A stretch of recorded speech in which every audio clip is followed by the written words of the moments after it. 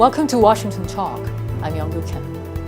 In the first Leaders Summit of the Quad, U.S. President Joe Biden said Quad is going to be a vital arena for the Indo-Pacific region, adding that the U.S. will commit to ensure the region is governed by the international law, uphold universal values, and is free from coercion.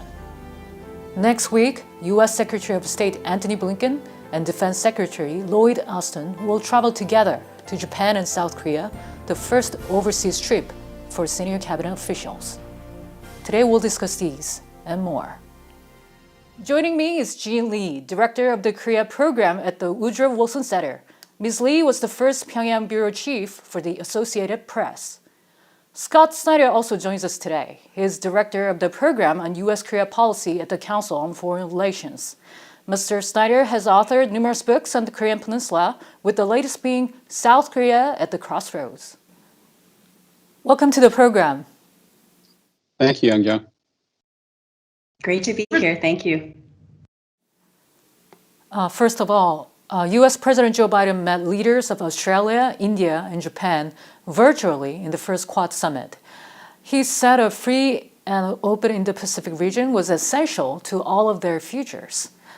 What is the significance of this summit, Ms. Lee? So I think this establishes the importance that this type of Quad discussion mechanism is going to have in the Biden administration's Indo-Pacific strategy. So seeing that they're bringing together these allies across the broader Indo-Pacific so early in the administration sends a very strong signal, I think, on what their strategy will be toward China. It's about bringing those allies together or trying to forge relationships with those allies to counter the rise of China. So I think this is a very important sign to what their priorities are going to be in the broader Asia-Pacific, Indo-Pacific region. Mm-hmm. And Mr. Snyder? Well, I agree with Jean. The administration is clearly trying to send a message about the importance of a rules-based order and also the common purpose of the states involved to deter coercive actions.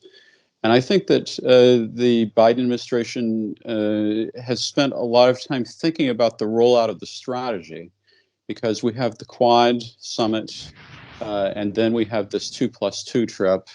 And then following that, we'll see the first engagement by the administration with officials from the People's Republic of China. Mm-hmm. We'll discuss about the 2+2 a little bit later, but do you think there's any role South Korea can play in this regard, in this Quad regional forum? Mr. Snyder. Well, the key to understanding the Quad is that it is part of a coalition building strategy involving cooperation among like-minded countries. And so I think the way to ask that question is, does South Korea consider itself to be a like-minded country?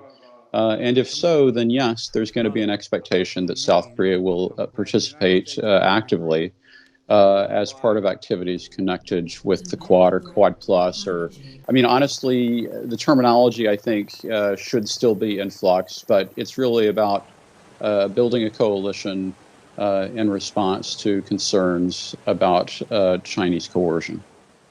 Mm-hmm. Ms. Lee, what's your thought on this?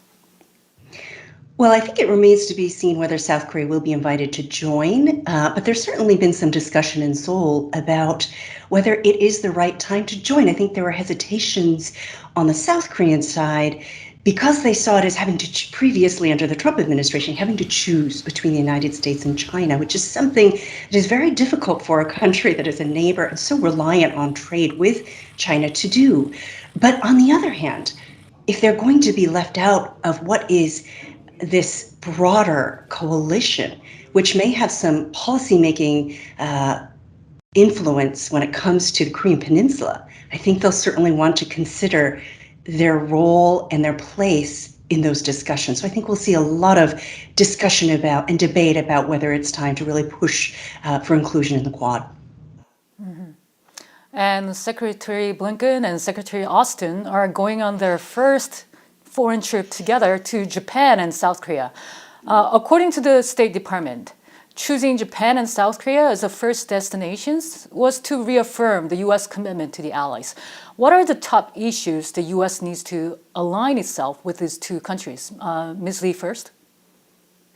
By sending the defense secretary and the secretary of state to South Korea and Japan, President Biden is making it very clear that he's going to follow through on a strategy of restoring alliances, and that is going to be a major component of his foreign policy.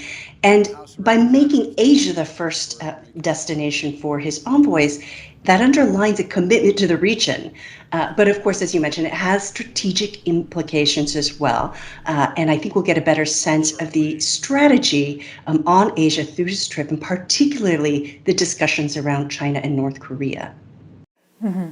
And Mr. Snyder, what will be the priority for the two secretaries during this trip? It's clear that this has been carefully thought out.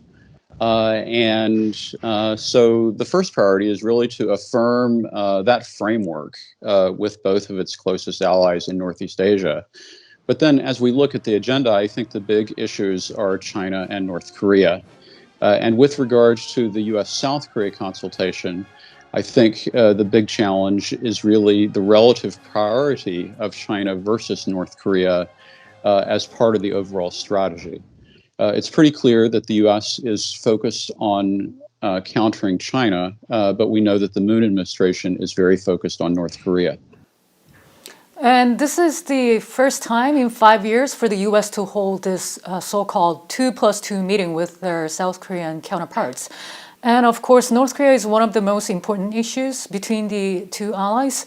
During a testimony before the House lawmakers, Secretary Blinken said the U.S. needs to make sure it has the best possible tools to advance North Korea's denuclearization, and in particular, to look at the different pressure points. Ms. Lee, what do you think he meant by different pressure points? So I do believe that if you look back again, what the top policymakers in the Biden administration have done in the past, and particularly with Iran and the nuclear deal with Iran, that will give some hint to the approach they may take on a deal with North Korea, even though the situations are different.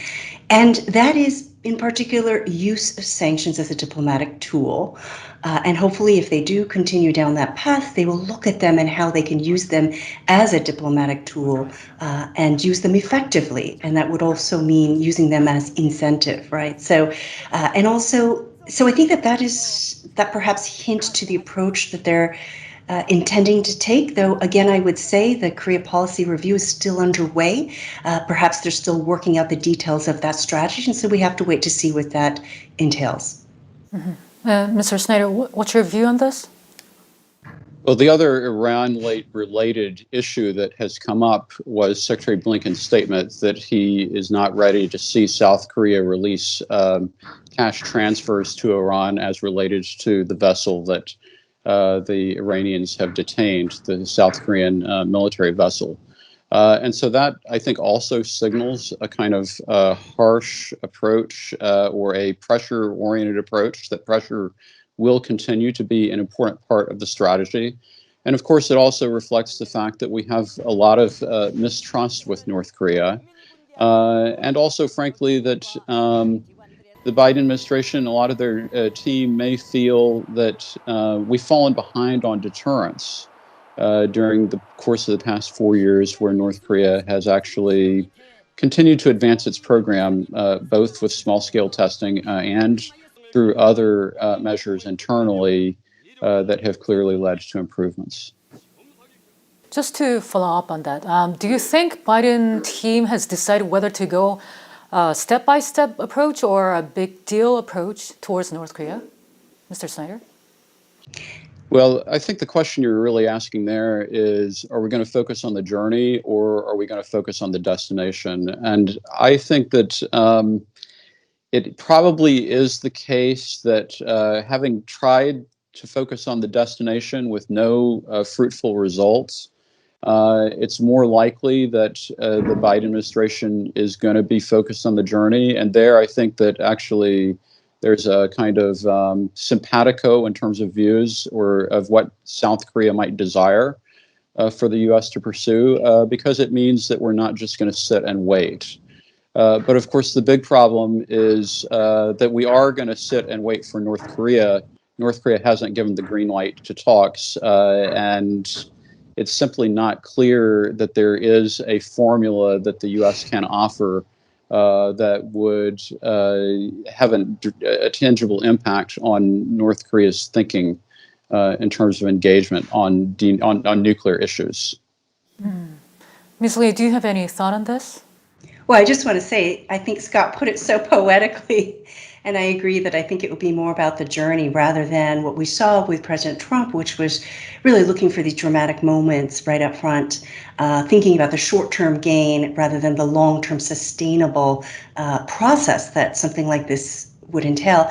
And I think we need to recognize that 2021, when it comes to North Korea's nuclear program, is very different than 2016. They've made significant advancements, so it's going to be a very different calculation. And I think what we're seeing is the policymakers in the Biden administration referring back to past agreements, but also having to make the adjustments for the reality of where that program is now. And as Scott notes, it may seem like North Korea is quiet, and in terms of provocations, perhaps yes, but that doesn't mean they're not continuing to maintain and perhaps even develop their program. And so that will have to be taken into consideration. The stakes are going to be much higher if and when we get back to the negotiating table. And another issue is the U.S. made it clear that human rights will be central at the U.S. foreign policy. Meanwhile, former advisor to the South Korean president said U.S. should focus on the nuclear issue, not human rights when it comes to North Korea. Ms. Lee, what is your take on this? Well, I think Professor Moon Jung-in knows that the North Koreans would just reject and rebuff any discussion about human rights. But I don't think that means that we let go. I think that it's very important to address human rights as well as part of a broader discussion about bringing North Korea into the international fold. And I would use Britain as an example of a country that has a two-track policy of engagement. So they do engage North Korea. They have an embassy. It's temporarily closed right now, but they do have an embassy. But they also push North Korea fairly aggressively on human rights. So it is possible. You can't really compare the relationships between the United States and the U.S. with its relationship with Britain, of course. But I think there are examples of ways that you can have a kind of principled diplomacy and engage without giving up on the principles that are so central to the United States. Mm-hmm. Mr. Snyder, we've talked about this issue before, but how seriously do you see the gap between the U.S. and South Korea about the human rights issue? Well, it's problematic, but I think it's manageable. And I actually want to develop Jean's point, though, with regards to the UK approach to addressing human rights in North Korea. And there may be differences of opinion on this, but the really interesting question that I watched very closely in the early 2000s was the question of whether having a relationship would enable a deeper conversation on human rights, because clearly in the U.S. case, there's not a relationship, and that could be regarded as an impediment to a conversation on human rights.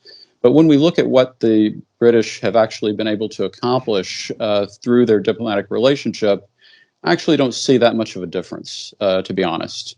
And I think that what that tells us is that ultimately the driver for change in North Korea is going to have to come from within. But the driver for change in South Korea on the human rights issue also has to come from within. And so what I'm watching is how the domestic public opinion in South Korea evolves with regard to the Moon administration's position at the UN on North Korea's human rights. The U.S. continues to emphasize the cooperation among the U.S., South Korea, and Japan in dealing with North Korean issues. And during the Trump administration, North Korea has kept a moratorium on nuclear and long-range missile tests, but it continued on testing its short-range missiles, posing a threat to Japan's security. Do you think the Biden administration will share Japan's concerns? Yeah, I do think they're going to share Japan's concern about it, but the really interesting early test is going to be what they actually do if North Korea conducts a short-range missile test. And the good news is that North Korea really has refrained from conducting those kinds of tests since March of last year. And that's quite notable. It seems that there must have been some factor, maybe COVID or something else, that really curtailed their testing efforts. But I do think that the Biden administration will be under pressure to take this issue to the UN if North Korea resumes low-level testing.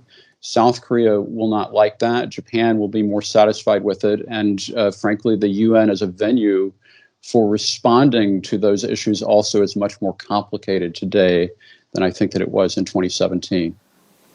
Ms. Lee, what kind of role does the U.S. expect Japan to play on the North Korean front? At the very beginning, I think we will see the Biden administration pushing for South Korea and Japan to identify their common interests when it comes to North Korea and to keep that in mind as they restore some of the elements of their relationship, both diplomatic and in terms of military relationship, that have floundered or have deteriorated over the last few years as they've both gone into kind of a nationalistic mode, more of a nationalistic mode. So, we saw some of that communication deteriorate, and I think at the very least, the Biden administration will want to get them back on the same page with the common interest when it comes to North Korea, and not to let their bilateral relationship or bilateral differences get in the way of a broader strategy in Northeast Asia. Mm-hmm. As you mentioned, the conflict between South Korea and Japan goes deep. And to what degree does the U.S. want the two countries to patch up their relationship, do you think? So I would just say that, every countries have their own bilateral issues and their own difficult histories, and that's certainly the case for South Korea and Japan. And so I do think that the U.S. has to recognize that. But then also, this is an opportunity for the Biden administration to reassert itself as a kind of coalescing role, in a leadership role in the region, and just remind them that they have some shared interests, but recognizing that they also have their national interests and that these can sometimes butt up against a broader vision that the United States might have. But I would argue that once they identify that they share a common interest in peace and security in the Northeast Asia region, that they'll be able to find some common areas of agreement. In what area does the U.S. want the two countries to collaborate specifically? Well, it's primarily on security and on policy toward North Korea. And so that is actually what the value of a mechanism of trilateral engagement provides, is an opportunity to create a framework that insulates cooperation on those issues from other sticking points in the relationship. So I think that if the U.S. can drive or organize cooperation, including Japan and South Korea, on those issues and help to keep it away from some of the more intractable issues related to history, then the Biden administration will be satisfied with its ability to achieve its objectives and also with allied responses. So, Mr. Snyder, do you think much emphasis will be put on the trilateral engagement during this trip? It's a strong sub-message, but I think that we have to ask the question of to what end. And clearly the theme of our conversation has been China. Ironically, China actually, I think, will remain a bit of a sticking point as related to being a focus of trilateral cooperation among the U.S., Japan, and South Korea. So better in that framework to really direct the focus on North Korea. And Ms. Lee, your final thoughts? Underlining of the commitment toward Asia, but I think that we have to put that in the broader perspective of how this is part of a strategy on China. But I think that for the Biden administration, getting all of the partners on board, and then we need to mention that there is a meeting with Chinese officials scheduled in Alaska right after these visits to Tokyo and Seoul. So it's not just about touching base and coming up with strategy with the allies on China, but also engaging with China. And so perhaps in a longer view, finding that way to to work with China. And I do think that that is part of the strategy that will work with North Korea. And so this trip is going to be huge. It's going to be very interesting. I think we're going to learn a lot. But I think it should be reassuring for everyone in the region that even though we don't have a Korea policy out there yet, that there's a clear plan and a clear strategy for the region. Meanwhile, General Robert Abrams, the commander of U.S. Forces Korea, said North Korea continues to pose a serious threat to the United States and ally South Korea as Pyongyang pursues a nuclear arsenal and other weapons of mass destruction. But the allies have continued to scale back their joint military exercises over the past few years. Whether this has created room for diplomacy towards the denuclearization of North Korea remains to be seen. Ms. Lee and Mr. Snyder, thank you so much for being with us today. Thank you. Thank you. Have a good day. And that does it for this week's Washington Talk from Voice of America. Please join us again next week for more analysis.